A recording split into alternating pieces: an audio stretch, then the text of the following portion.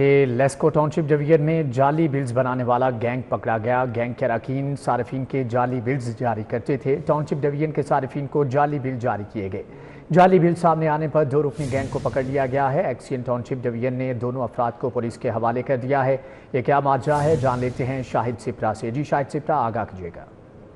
جی بالکل، یہ Lahore electric supply company کی ٹاؤنشپ ڈویژن کی جانب سے جو 2 رکنی گینگ ہے اس کو پکڑا گیا ہے، جو صارفین کے جعلی بلز بنا کر ان کو دے رہے تھے اور اس کے عوض بھاری رشوت وصول کی جا رہی تھی۔ تو جب یہ صارفین کی جانب سے شکایت سامنے آئی کہ ان کے بلوں کی جعلی ایک ساتھ کی جا رہی ہیں، تو یہ 2 رکنی گینگ جو ہے جو ٹاؤنشپ کمپلیکس ہے اس کے اطراف میں پایا گیا، تو اس کو موقع سے پکڑا گیا اور ایکسین ٹاؤنشپ ڈویژن فیاض احمد کی نگرانی میں پولیس کے حوالے کیا گیا ہے۔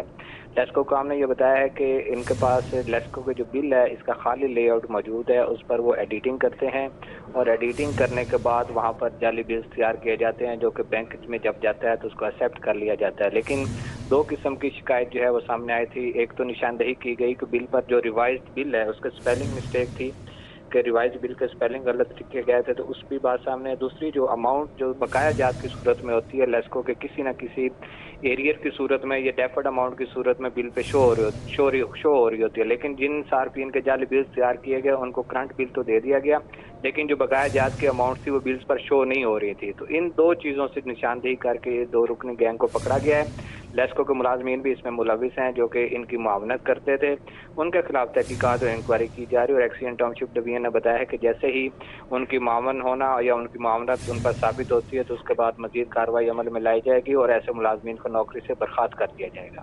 جی اچھا شاہد جی، یہ بتائیے گا کہ ان جعل سازوں کا کوئی صارف شکار بھی ہوا ہے؟